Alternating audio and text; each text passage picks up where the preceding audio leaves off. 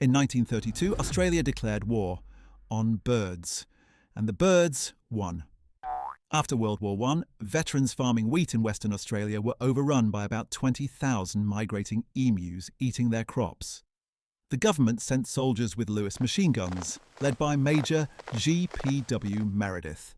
First clash near Campion, the guns jammed, the emus scattered in fast, tiny groups and outran the soldiers. After thousands of rounds, only around 1,000 were confirmed dead, far fewer than planned, and the war became a national joke. By December, the troops withdrew. Farmers turned to fences and bounties.